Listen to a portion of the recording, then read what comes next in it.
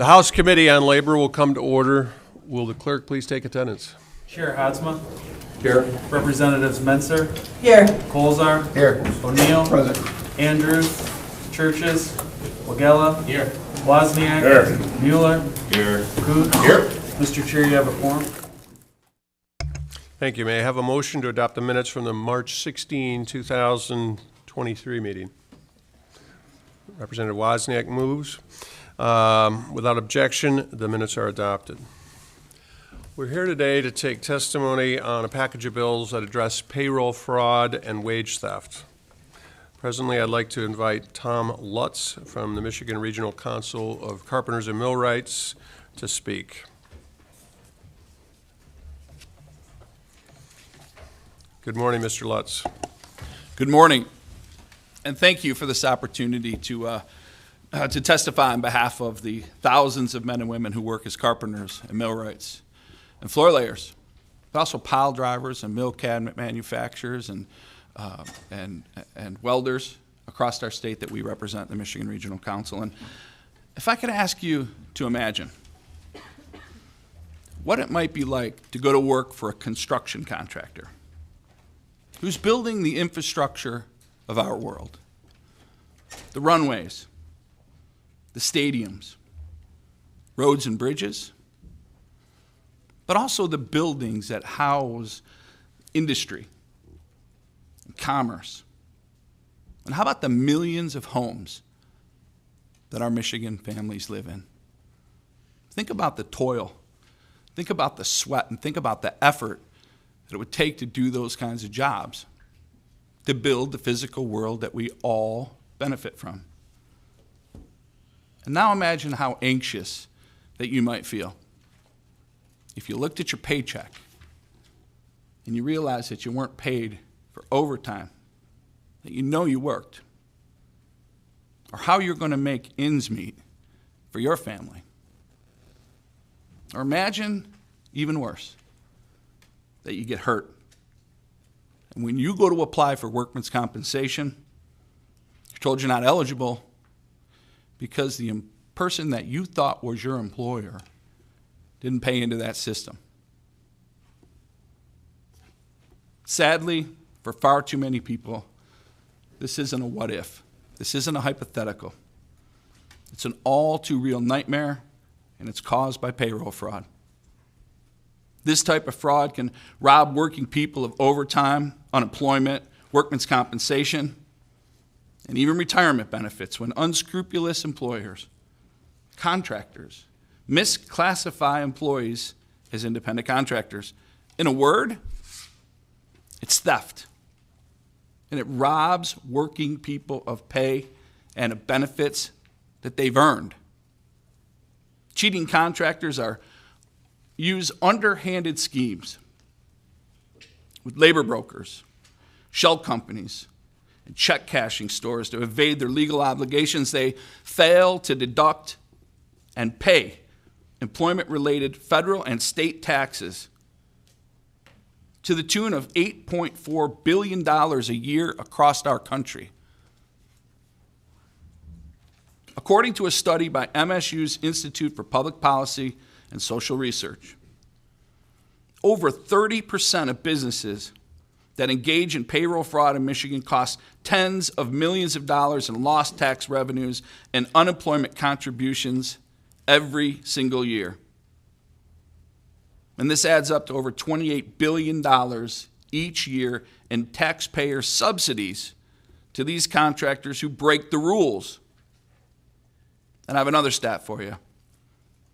Research by the UC Berkeley's Labor Center shows that exploited construction workers in Michigan account for almost $500 million in social safety spending from 2015 to 2019.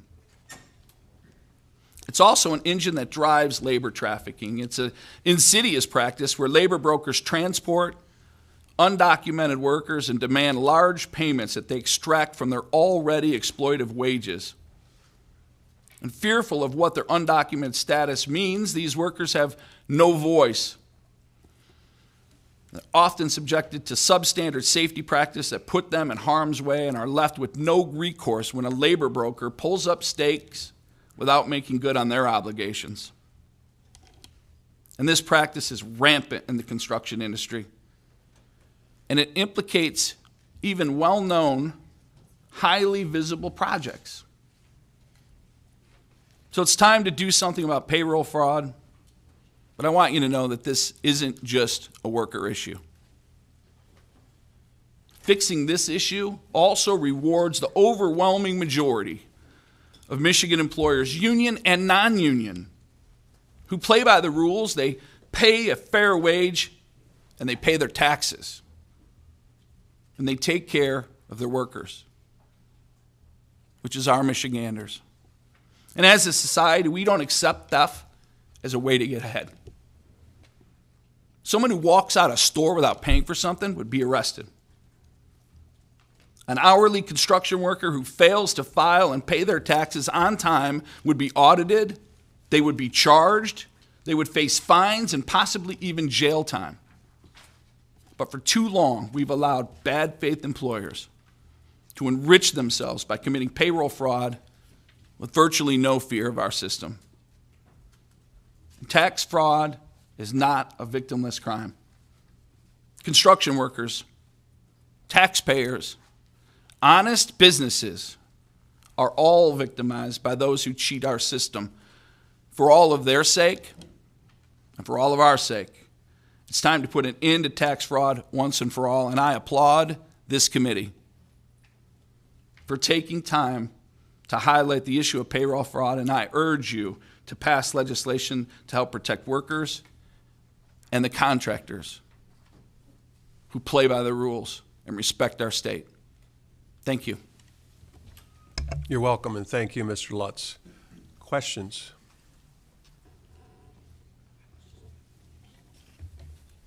One more time. Representative Kuntz. Thank you, Mr. Chairman. Thank you, Mr. Chairman. I apologize. Move a little closer. Do you have a pretty busy schedule? Yes. When were you notified of this hearing?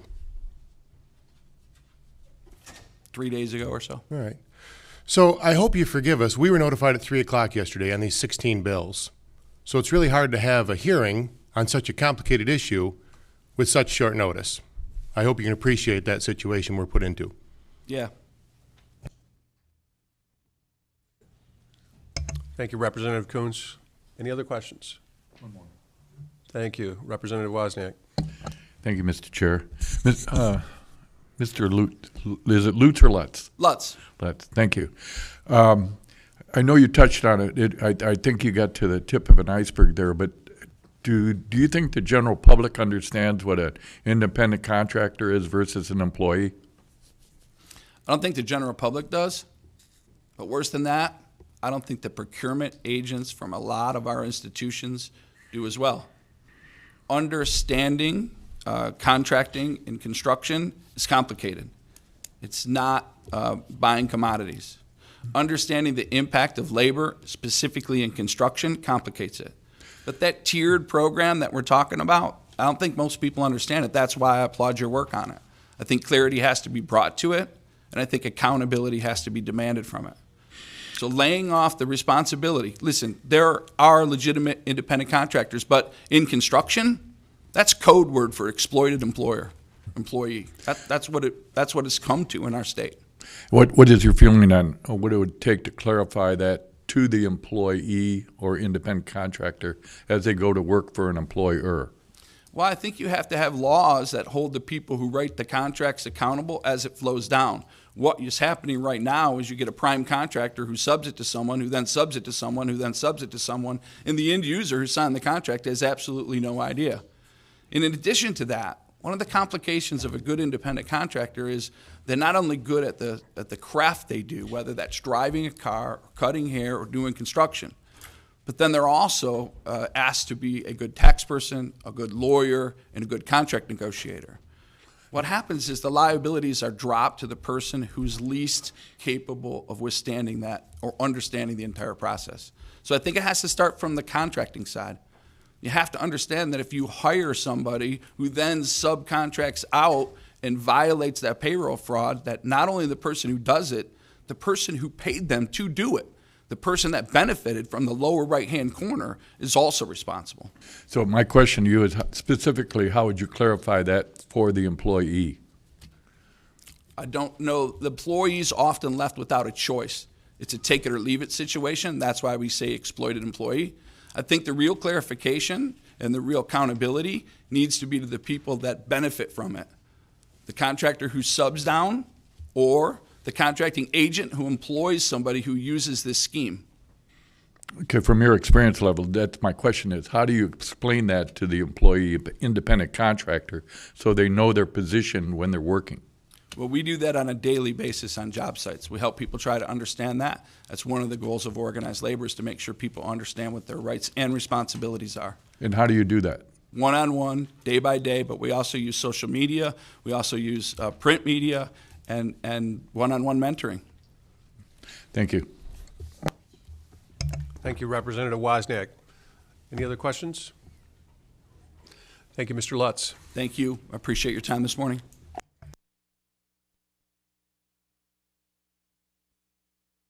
Next to speak on the package is John Bodery from Woods Construction. Is Woods Construction in Sterling Heights? It is, yes, Thank sir. you. My name is John Bodery. I'm the president and owner of Woods Construction of Sterling Heights, located in Macomb County, Michigan.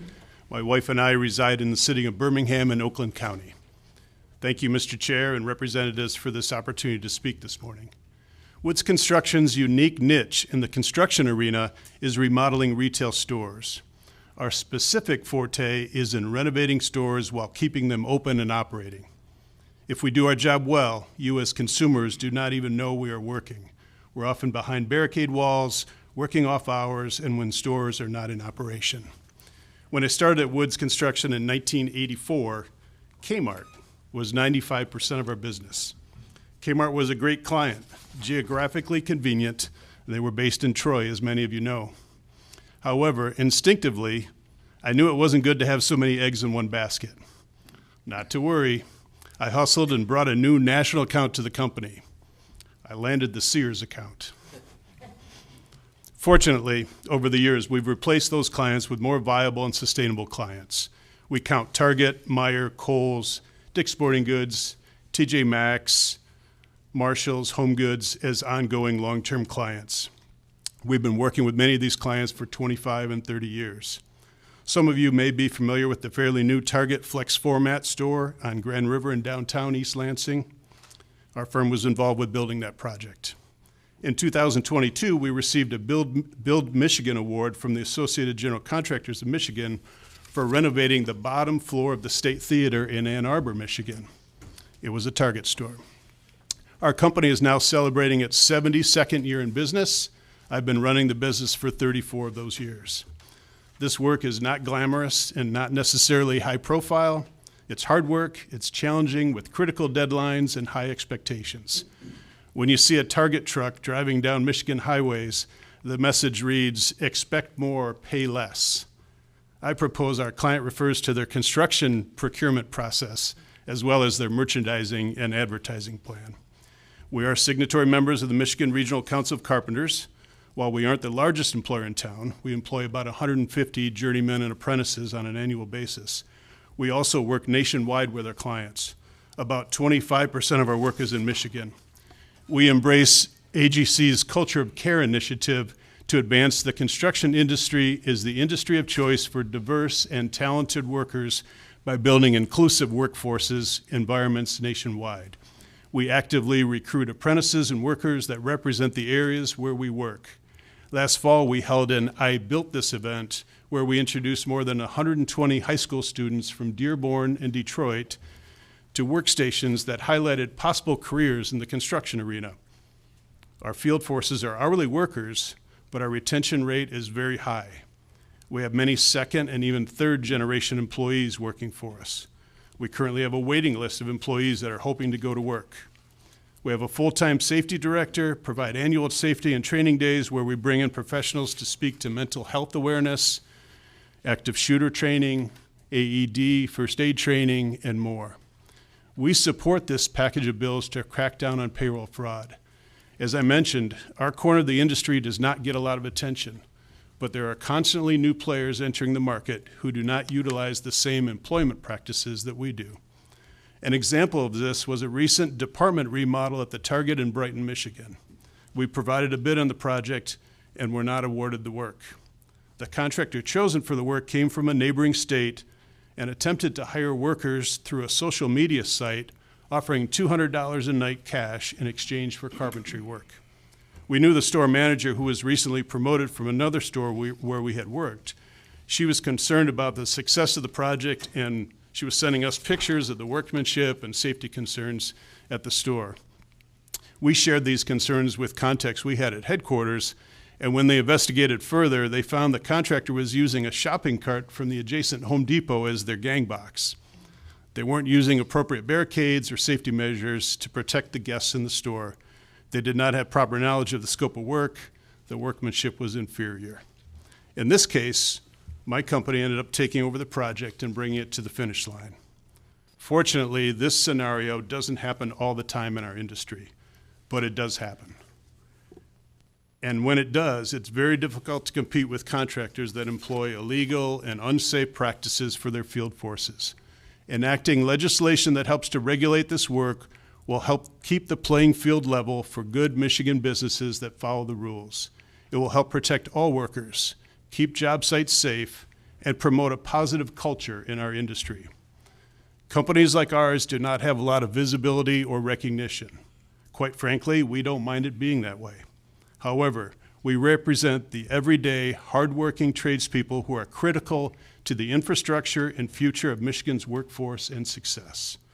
Enacting legislation will help keep companies like ours competitive and viable, and will allow us to continue employing our well-trained workforce while providing a good standard of living for their families. Thank you for your interest in our story and for the opportunity to speak with you this morning. You're welcome, Mr. Bodery, and thank you for your testimony. Questions? Representative Colazar. Thank you, Mr. Chair, and thank you for your testimony. So would you say by cracking down on payroll fraud, ultimately we are improving quality of work of all jobs that are being done? Thank you. Other questions? Mr. Bodery, thank you for your time and your testimony this morning. Yes, sir. We're next hear from Wendy Block from the Michigan Chamber of Commerce.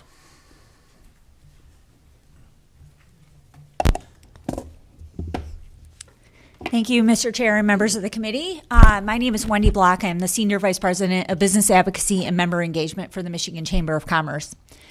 The Michigan Chamber is a statewide business organization. We represent over 5,000 Michigan businesses across our state, anything from some of our state's smallest employers to our state's largest. And I appreciate the opportunity to be here this morning to talk about this bill package.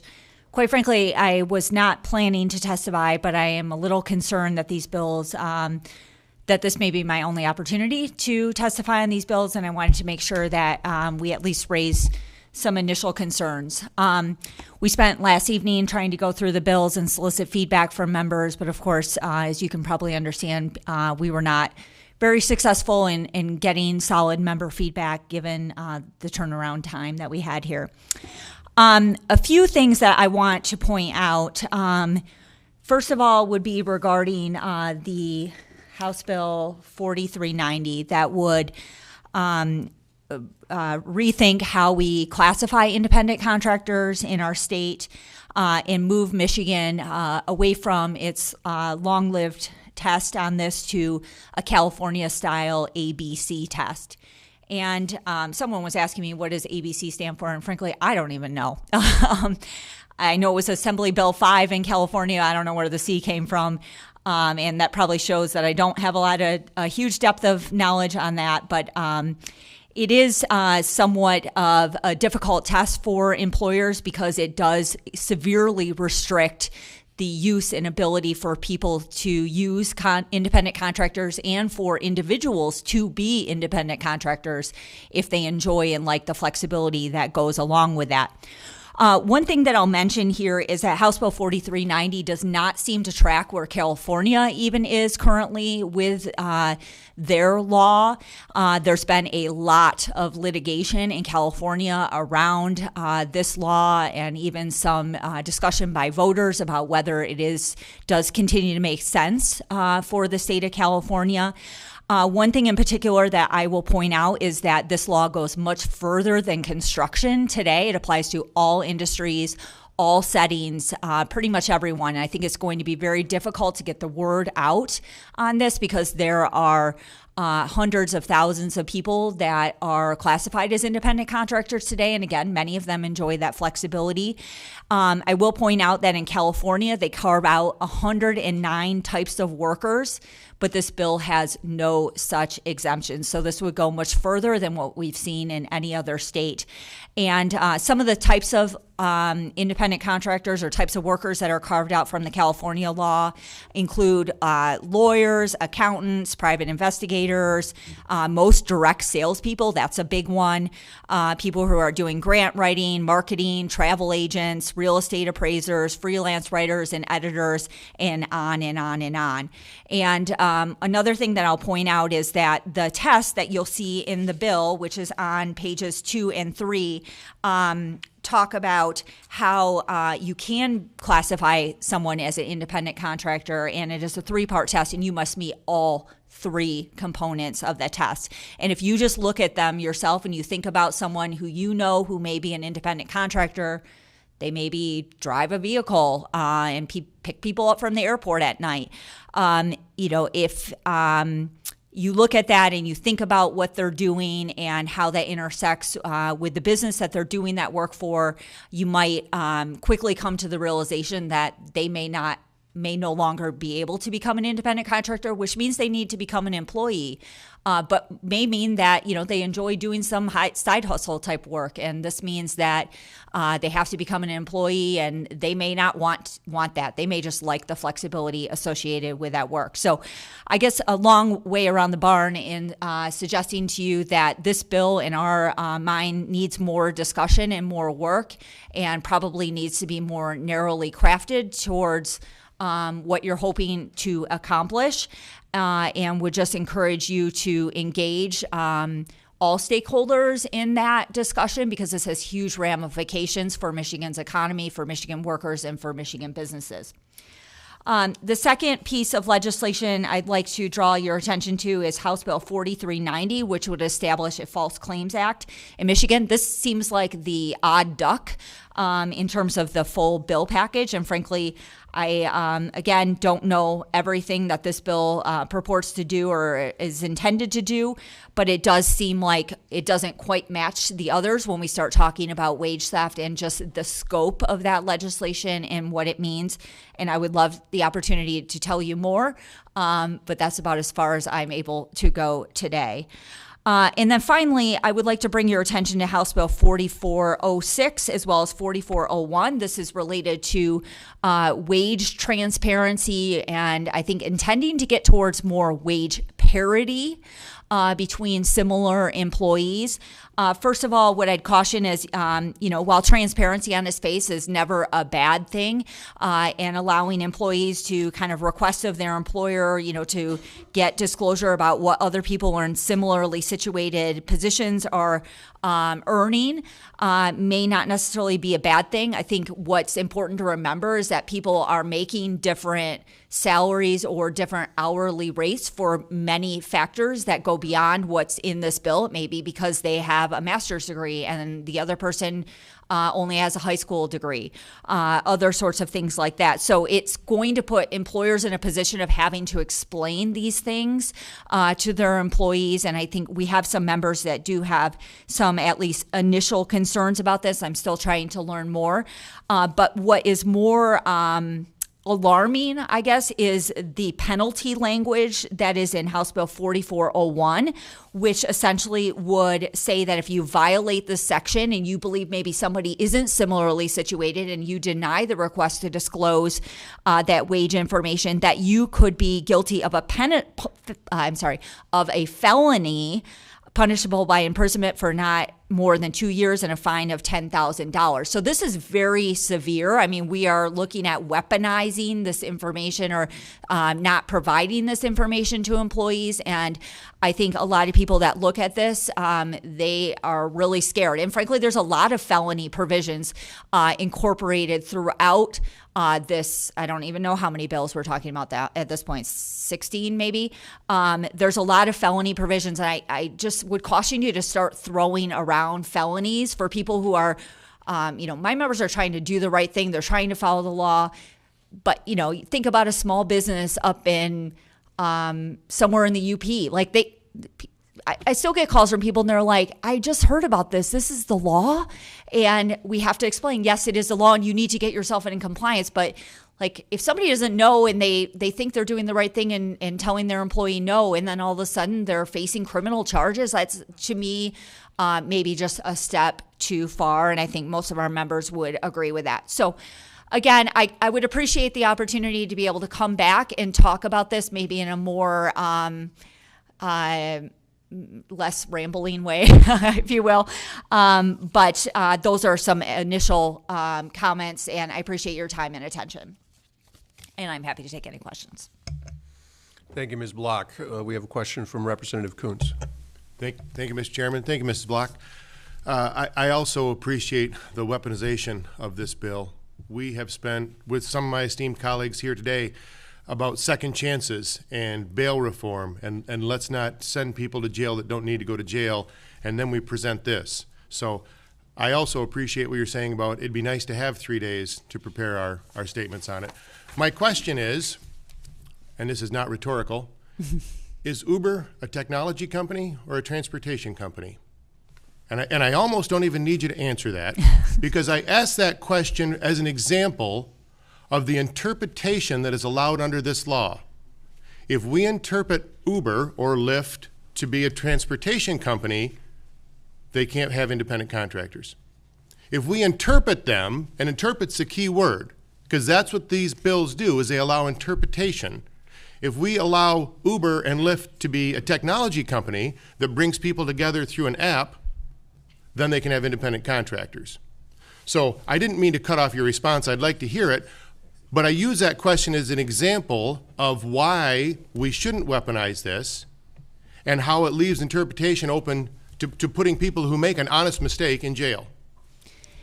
Yeah, I mean, all of those are good points and good questions. I don't know that I have a good response other than to say, these are the sorts of things that these bills get at that I don't even think they're necessarily thinking about, right? We have a lot of younger employees who are driving Ubers and Lyfts, and they're doing DoorDash and other things. They're doing this because it gives them the flexibility to do these things and to pick up time. Like I've got 2 hours before class and I'm going to go deliver a few DoorDashes and I'm going to make some cash, right? Maybe to pay for my books or to pay for my rent. And this potentially, and again, we're still trying to figure out all the ramifications, has the potential of saying to those workers like, no, that's not an option for you in Michigan any longer. And I think we just need to be thinking through how this impacts the gig economy, gig workers, and people that are counting on these positions being available to them in the long term so they can maybe juggle school and a job at the same time and do it in a very flexible way. You have especially a lot of young people who really are gravitating towards those sorts of positions. Thank you. Thank you, Mr. Chairman. You're welcome. Representative Wozniak. Thank you, Mr. Chair. Thanks for your testimony. The Chamber of Commerce represents employers. We do. Yep. Our members represent about 1.1 million Michiganders, though. Employees. That includes the employees? Yes. Okay. And would you have an idea as to how many of them utilize independent contractors versus employees? I do not. No, I'm sorry. We don't. We've never collected that data, and maybe we should have, but I do not have that information. I'm sure there's information out there about what percentage of workers in Michigan are working at least somewhat in an independent contractor type model, but I have not seen that. Does the chamber provide education on this issue to employers? We do. So, I mean, the misclassification of employees, we do not condone misclassification, what's being called wage theft, any of those sorts of things. Frankly, we have a test today. There's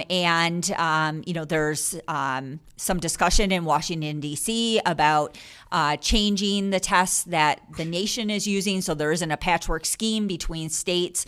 I guess I would be curious, based on the testimony you've heard, exactly what is broken with today's current test. I'm a little, I guess, maybe uneducated in terms of what is failing today. That was going to be rhetorically. How many people would you say are bad actors in your organization?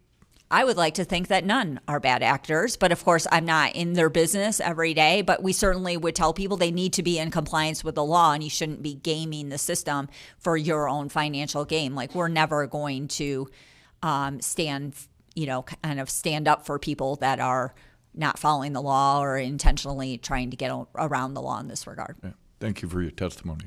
Thank you. Representative Andrews. Thank you, Chair. Just a couple of comments and then a quick question.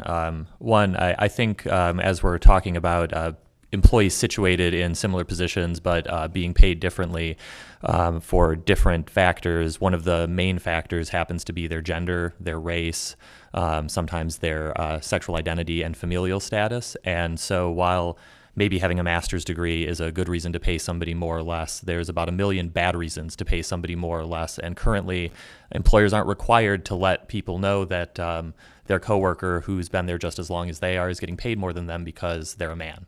So I think there's plenty of good reasons for that disclosure, and I'm sure that most employees would understand that the master's degree holder is making a little bit more than them, but I don't think anybody understands why being black or female or gay means that you get paid less than somebody else. Second comment. As you were talking, you mentioned some concern about notification on the changes in these laws, and I'm curious why there's a race to inform people who are abusing and taking advantage of the law right now to underpay their employees or take advantage of their status. Notice that they need to stop doing that immediately before they get caught and punished. Because that's, I don't think that's what I'm saying. That's how it read. Final. Okay. Well, I would just be, if you're going to change the law, if you're going to make a wholesale change in the law, people need notice to get in compliance, because there is a test today, and hopefully, employers are following the test today. We're never going to tell people they shouldn't be following the law. But if you're going to move from A to option Z, you need to give people time to figure out how they're going to adjust that, because you're talking about making a lot of people who are independent contractors legally today employees tomorrow. And you need to give people time to ramp up to be able to figure out how are they going to pay for those full or part-time wages, and then the benefits that come along with them, and all of the other things that go with that, and give the employee the option to decide whether or not they want to move with this legislation to become an employee. Okay. So that's what I'm saying, and I don't appreciate that, and maybe you just misheard me, but I think you're putting words in my mouth that I did not say. I understand it'll be tough on employers who are currently exploiting workers to figure out how to pay them fairly. Final thing, though, is it sounds to me... It's not fair. It sounds to me like the main solution to most of this, though, from what I'm hearing, is that if employers were just fairly compensating their employees and transparent with their employees, there really is no problem. Is that correct? Is that a rhetorical question? No, so that's an outright question. No, I think many of our, look, it's a fierce talent market. Our employers across our state need to be paying record level wages to attract and retain quality employees. And so, I don't think that vilifying businesses who are trying to do the right thing and trying to do right by their employees and help them put food on the table and pay their bills is really productive in this situation. I'm trying to have a substantive conversation. It just feels like you just, I'm not hearing about like real questions. Oh, no, they're substantive, and I'll conclude with this. But I mean, I don't think anybody's trying to vilify the businesses that are acting in good faith, trying to compensate and attract talent, fairly compensating their employees. It's the not insignificant number of them that are not that this is going to impact. I think most employers who are currently paying and acting in good faith are going to find very little change in their current actions and status, and it's a lot of bad actors who are the ones who are really going to feel this. So, I would respectfully agree to disagree on that last point, but okay, thank you. Thank you, Representative Andrews. Ms. Block, any other questions of Ms. Block? Representative. Thank you for sharing your opinions today. Between 2017 and 2020, the United States Department of Labor recovered more than around $3 billion in stolen wages. And I think no one in this room would argue that that's all of the stolen wages that happen. And one of the things you talked about was employers needing time to adjust and understand the law, and how in some cases they don't understand the law currently. But I guess my question is, and just something I want to point out is, employees probably understand the law a lot less in their protections, and it is on the responsibility of the employer to understand the law. So Yep. my concern and question is, do you think that employees understand the law more, or employers, and who bears that responsibility? I think it's both, right? I mean, there's some personal responsibility here on behalf of the employee to educate themselves, but it's certainly the employer has a legal responsibility to be doing right by their employees and to be following the law. So again, I'm not standing up for bad actors. I'm not condoning those activities.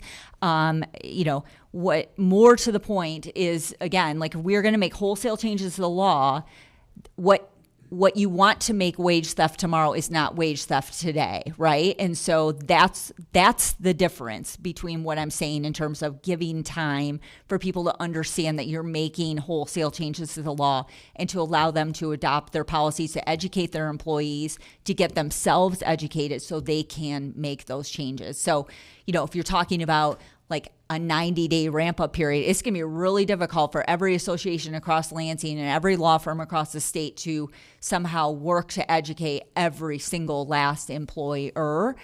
We're just asking, if you're going to do this, to make sure that you're being responsible, especially given the penalties that are associated, to allow people to get themselves educated and to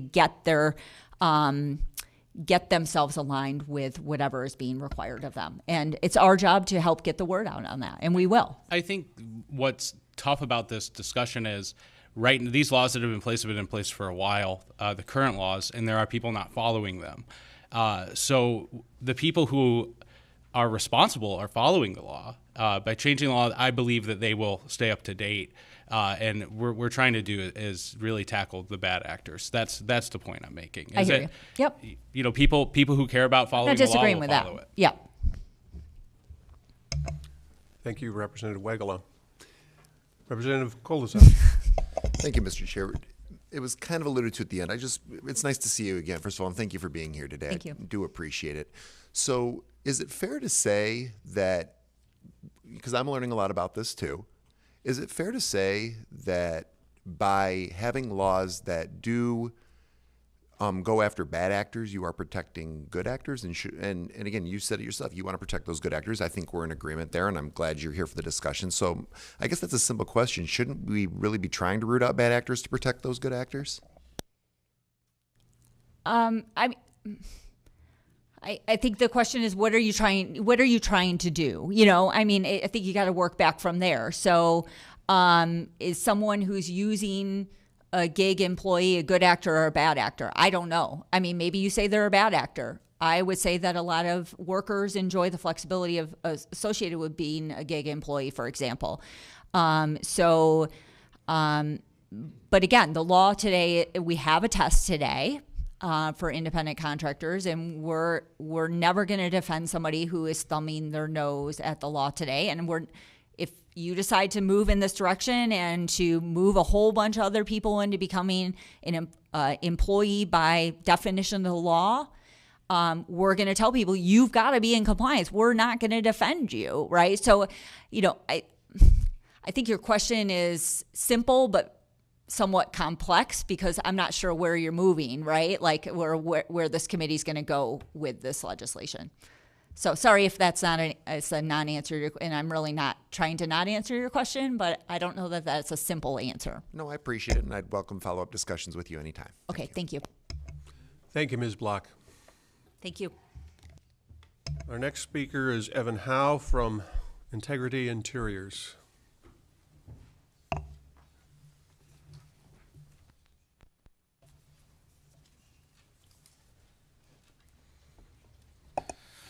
Hi, I'm Evan with Integrity Interiors. I'm a partner with the company, and in my position with the company is an estimator. So you'll have to forgive me if I'm a little nervous. This isn't my typical arena. From day to day, my arena is really on the front lines. Competing for contracts and projects and employing folks. Real quick, I want to give you just kind of a brief history of my 25-year work experience in construction. I started in the summers when I was 16. Some folks I knew were working. They were helping, doing kind of odd jobs, some building some decks, roofing. They were working for a guy, okay, who I later found out they were working for a guy who was working for a guy who was working for a guy, and so what wound up happening was I got hooked up with them, and I was getting paid cash, and I mean for being 16 and then 17 and 18, getting a couple $100 a day, cash was fantastic. I had no understanding of any kind of laws, any kind of labor laws. Tax fraud, things like that. It was just I was just a young man working, and then so that kind of kicked me off in construction, and I moved around, did some different trades, worked for some different people, and then was a 1099 independent contractor. The cash thing had kind of come and went, and it would sometimes come and go, kind of all throughout those years. And so I started getting the picture of the landscape, and what I discovered was there was this entire shadow economy happening. There was a guy who we were working for, and there was 3 or 4 of us that were getting 1099, and then there was another group, okay, who would come in and they were getting paid cash. And so he had all these, and then he was working for somebody else as an independent contractor. And then I don't know how far that ladder went up, but I know at the very bottom level where I began, there just was. There was a lot of cash work happening. There was and then the 1099 guys. It appeared to me they knew all the tricks, collect laundry, receipts at the laundromat from people that weren't them, that they could get write-offs, things of that nature. I don't remember all the specifics of those things, but that was the environment that I was in. And then as the years went on, I managed to get an apprenticeship in the Carpenters Union, and it was, and it was fantastic, man. I think for the first time, started getting some benefits, and I had a family, and then I worked my way up into the position I'm at now, and so now, I'm on the other side of that, and now I'm competing against some of that, and I don't think that certainly every contractor out there are necessarily one of these contractors that are abusing this.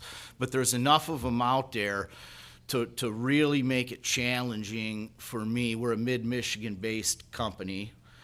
We have an office here in Lansing. We have an office in Flint. It's very challenging for me to go out and compete with this. And there's certain companies that when they show up to bid day, you don't stand a chance.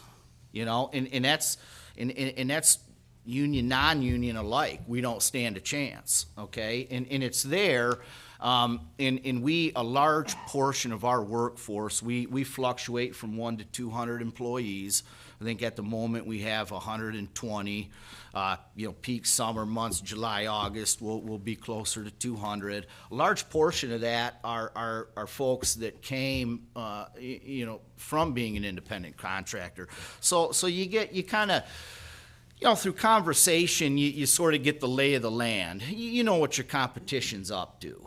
It's really a small world in that sense. And so from my standpoint, in my experience is it's hurting above board companies. I mean, we're getting killed on projects, from people we don't believe are playing by the rules. Okay. And we need your help. I need your help. I had a situation where I got beat. And I'll give you one example here. Last summer, I lost out on a school project contract. Okay, the contractor who got it was, I believe, 30% lower than me. I was in second place. There was a couple other contractors who were kind of right there around me, union and non-union alike, who were kind of right there where I was. Okay, so the contractor who won got the project. We got a call, towards the end of summer that they were, people weren't showing up. There was people that weren't getting paid, that were independent contractors working for this company. It became a disaster for them. They ended up paying us to come in and do the project. They had to pay more. We were full at the time and we were busy. And so it's just kind of one example, on the environment out there. And I think that, you have quality concerns, but really it's, to me, it's just we're handicapped. I feel handicapped because I'm honest and we're above board with everything. We pay our workman's compensation, we pay all of our, our payroll taxes, our withholdings, our employees have taxes withheld. We don't give bonuses without withholdings.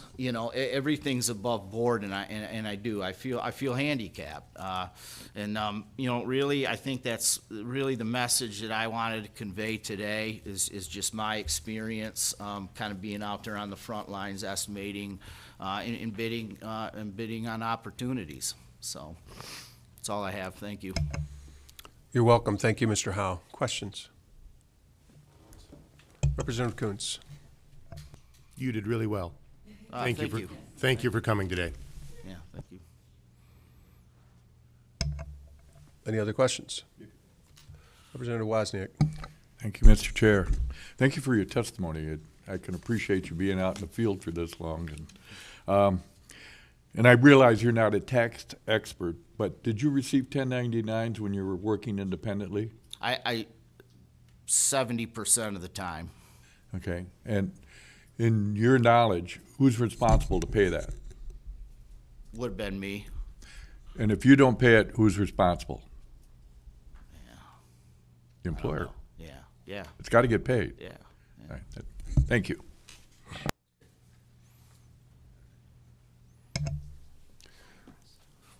Thank you, Mr. Howe. Yeah, thank you.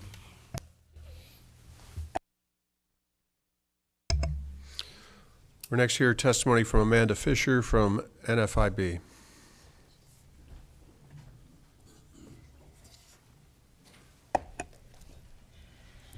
Good morning, Mr. Chair. Thank you for having me and members of the committee. Again, I'm going to kind of give the same preamble that my colleague Wendy did, that this is kind of a brief overview, and I'm hoping maybe next week we can come back and have further discussions. But did want to just give some initial opinions. I am the state director for the National Federation of Independent Business here in Michigan. We represent small and independent businesses in all 50 state capitals and Washington, D.C. We have about 10,000 members in Michigan. And we have been around for, I think it's 80 years this year. So we have grave concerns with this package. And I want to start off by saying I very much appreciate the concerns that have been brought by other folks testifying. I want to echo Wendy's comments that we are not okay with employers that aren't following the law, especially those that are willfully not following the law. Again, I represent small business owners. Small business owners have issues that large businesses don't have, in the fact that lots of times, if the bulk of my members are 10 employees or less, and so the owner does the job, is the HR person, has to follow all the regulations, whether it's environmental, labor, that sort of thing. So probably my members could potentially misclassify people. I'm not saying they are. We would never tell them to do it.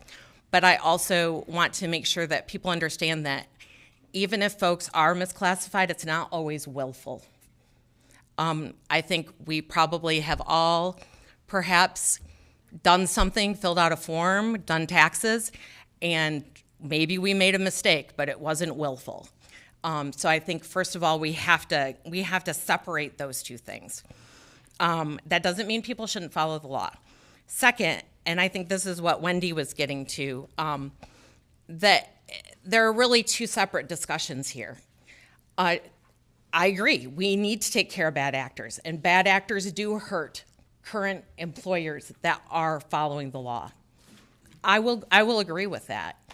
However, House Bill 4390 doesn't address that. It just changes what an independent contractor is. And that, if you're a bad actor now, I don't see how that's going to help hold other bad actors accountable.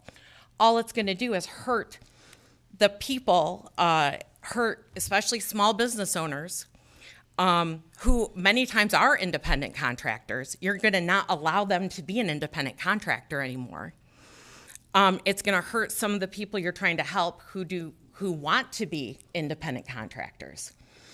And California, when California did this, as Wendy mentioned, they have so many exemptions because all of a sudden everybody's like, whoa, we didn't mean to do that. A great example, owner, operator of trucks.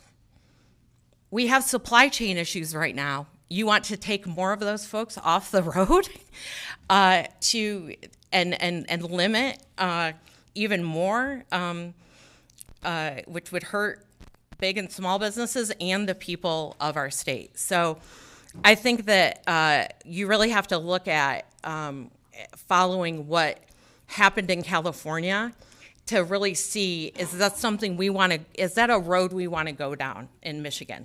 And in fact, my organization asks members to vote on our issues and our positions. So I don't have a board that sets policy. We send a ballot out to all of our members. And we did this actually federally, and the amount of people that answered in Michigan stayed the same percentage, and 94% of our members who are small business owners oppose going to this independent contractor test.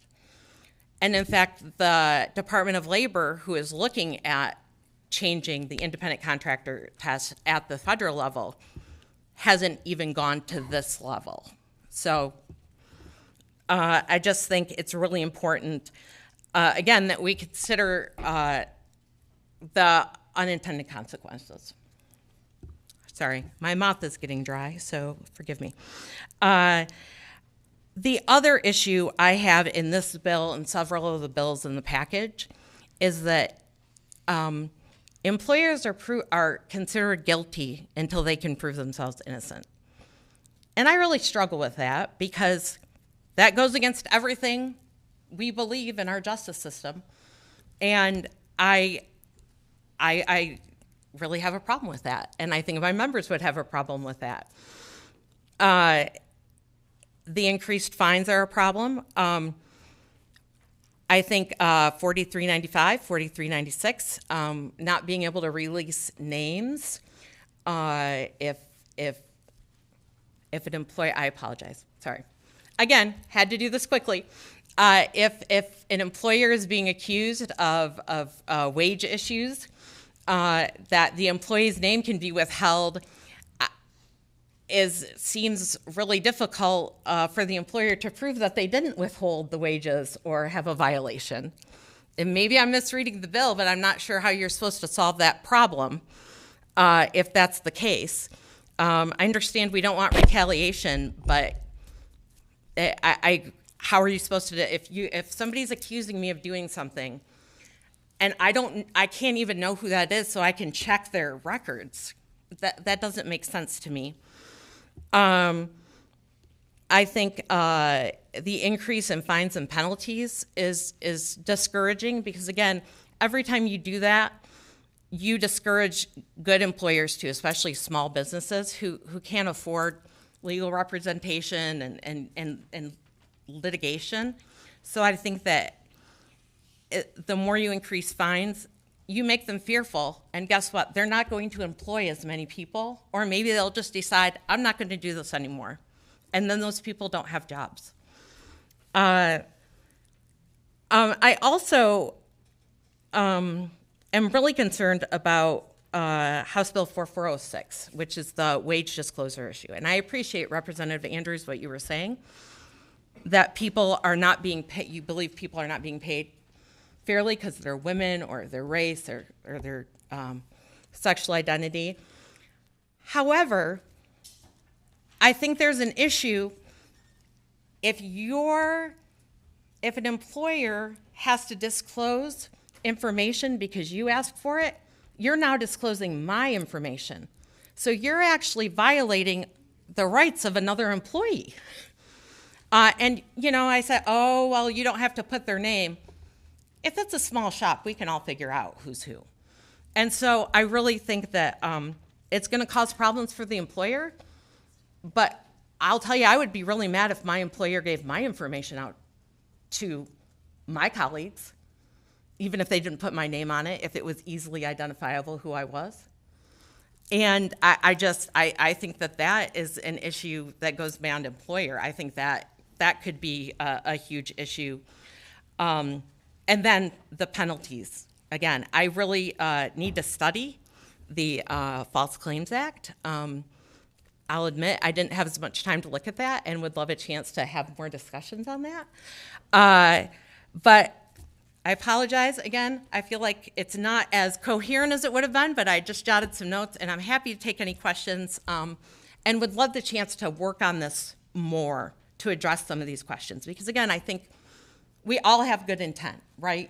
We want to help employees, we want to help employers, and we want everyone acting in good faith. But how do we do that so that you're not unintentionally hurting the other side?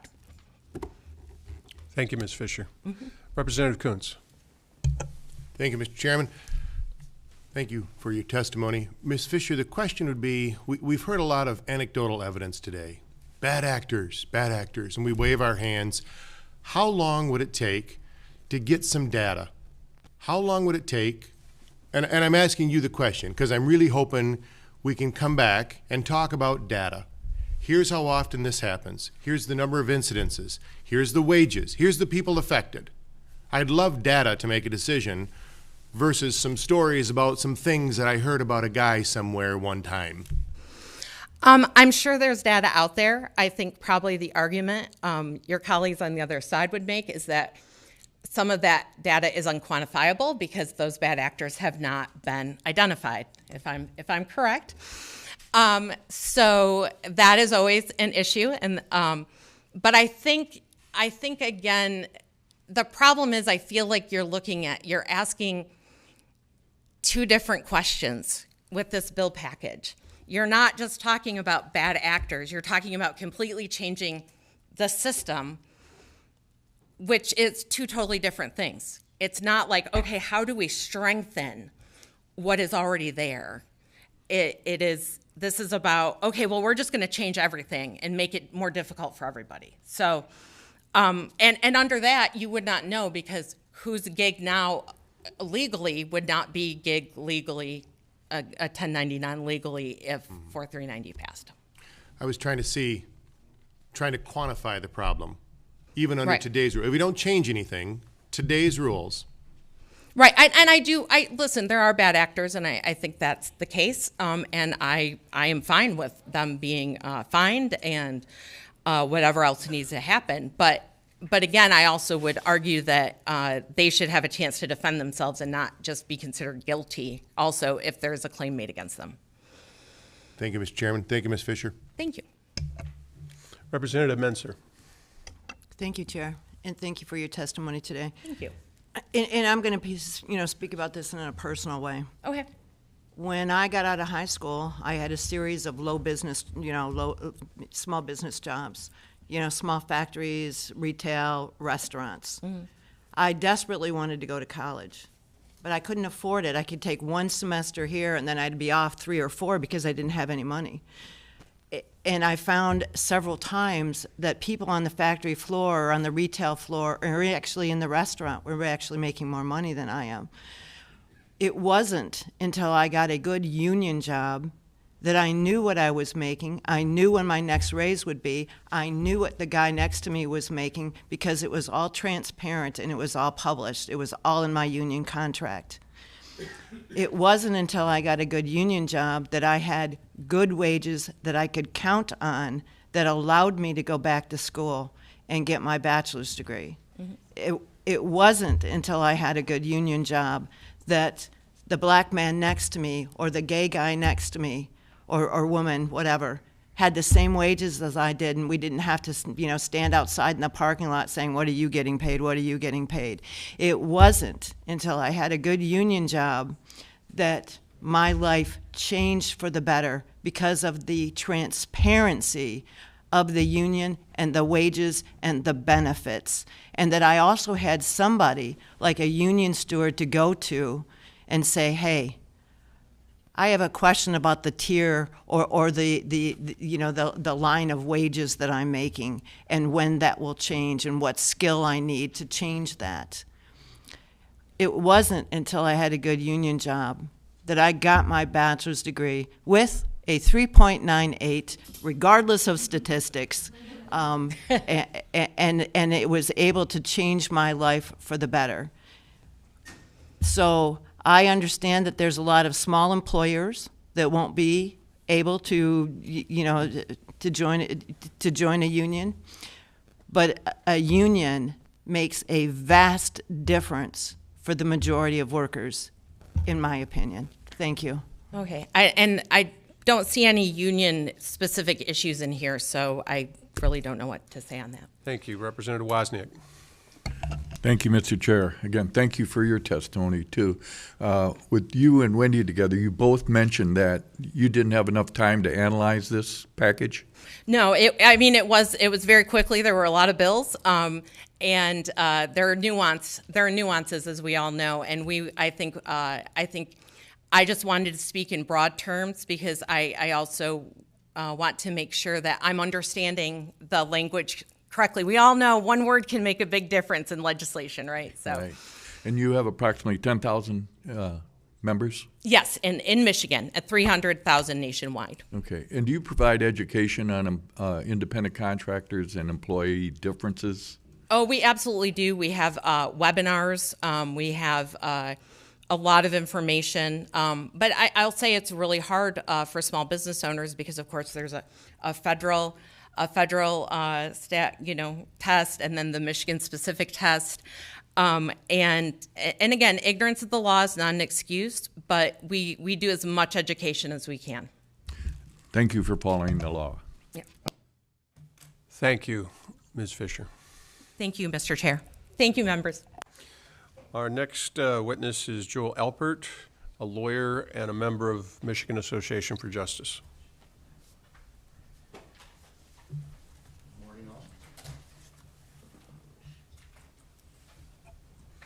Practicing workers' compensation law for about 45 years. Thank you. I've been practicing workers' compensation law for about 45 years. The bills here under consideration are peripheral to my practice, but they are significant and there is a relationship. And I'm going to tell you about one of the ultimate results of independent contractor wage theft on one of my clients after I make a couple other comments. We've been talking about a legal obligation to classify people as independent contractors or employees. There's more to it than that. There's a moral obligation also. In fact, it's been a consideration for thousands of years. I'm not going to lecture, but Deuteronomy 24:14, don't exploit the poor and needy people who you hire to work for you. Deuteronomy 24:15, you shall pay them their wages daily before sunset because they are poor and their livelihood depends on them. So this has been an issue for thousands of years, and we still haven't resolved it.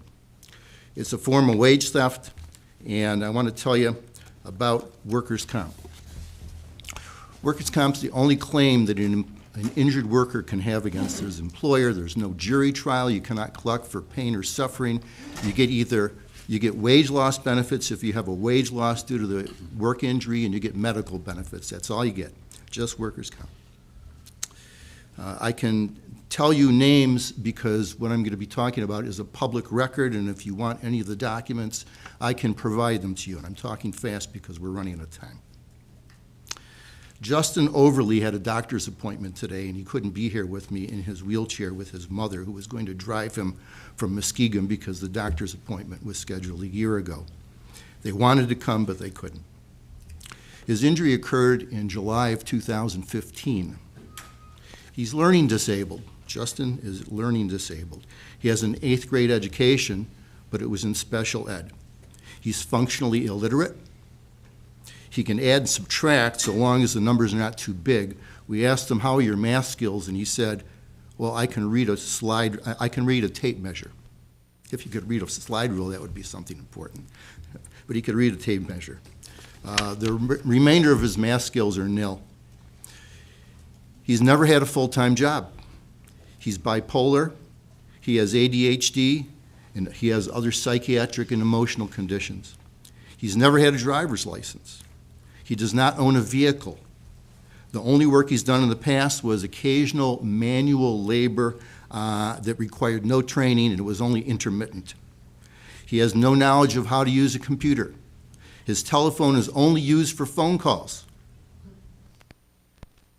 Mr. Overly was hired by Raul Alvera to perform labor on a roofing job.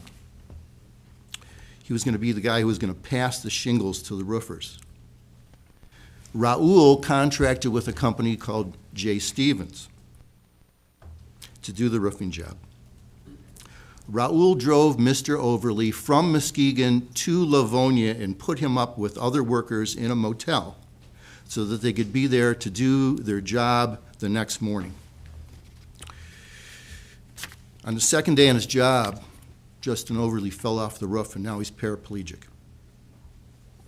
Raul abandoned him. So far, our tax money has paid over $100,000 for Mr. Overly's medical care and treatment.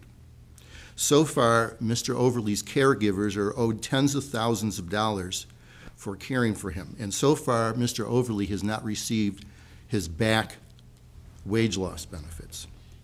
Raul was not insured for workers' compensation benefits. In that instance, you climb the ladder, as we heard earlier today, and you look for the first employer that has insurance. And the first employer that had workers' compensation insurance was J. Stevens. So J. Stevens, under the law, gets stuck defending the claim that Mr. Alvera should have had against him because Mr. Alvera didn't have insurance. So J. Stevens has now got an insurance claim for, it's a catastrophic claim for millions of dollars. J. Stevens' defense to Mr. Overly's workers' compensation claim is that Mr. Overly, who cannot read, write, do math, drive, he's never held down a full-time job, he's got psychiatric problems and emotional problems. The defense to this case is that Mr. Overly is an independent contractor. We had a trial. Fortunately, Mr. Overly won his case. It was appealed by J. Stevens and their insurance company, claiming that Mr. Overly is an independent contractor. The case was sent back to a workers' compensation judge on a remand. There was a legal issue regarding independent contractor. Now it's back at the Appellate Commission. 8 years has gone by. 8 years has gone by, and there's no finality to this case yet, and there probably never will be. So, because of misclassification,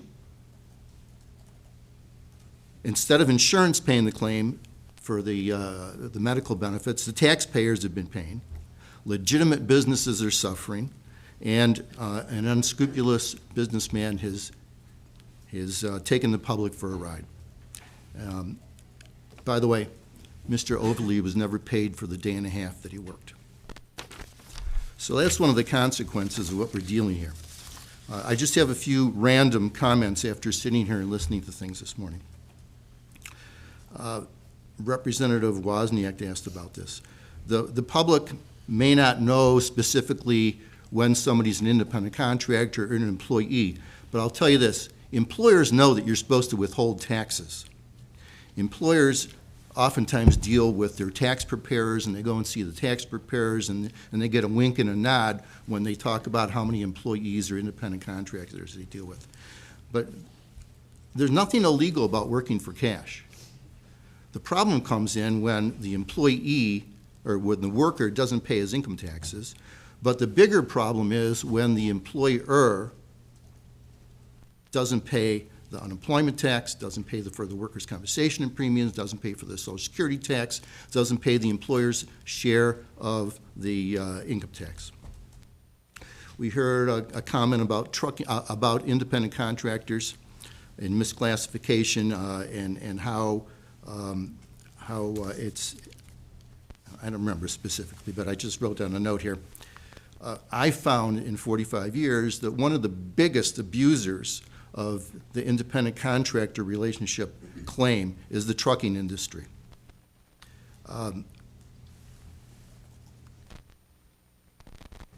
We heard about a list of 100 and some exceptions in the California law. All I can say is there must have been an awful lot of lobbying to get all those exceptions.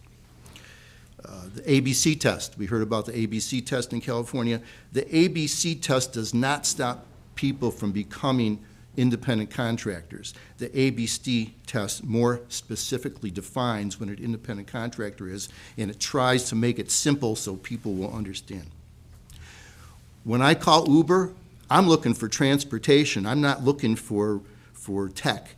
And I'm expecting that when I call Uber, that they're going to be responsible if their driver gets into an accident and causes me the injury. I'm expecting that Uber is going to have my safety in mind. And I have nothing further unless you have some questions. Mr. Albert, thank you. Do we have questions? Thank you for your testimony this morning. Thank you. Not wishing to speak, but presenting cards, Todd Tennis from the IBEW Michigan State Conference supports the bill. Brian Cowley from the Small Business Association of Michigan opposes the bill or package of bills. Steve Dealey from the Mackinac Center opposes the package, or at least bills within the package. And Dave Worthams from, I can't read this, Dave, I apologize. Thank you. MMA opposes the bill. And we have one more that just came in. Not wishing to speak, but supportive of the bill, Peter Rourke from the Michigan League for Public Policy. Do we have a motion to excuse absent member? Yes. Representative Menser so moves. Without further comment, we are adjourned for this morning.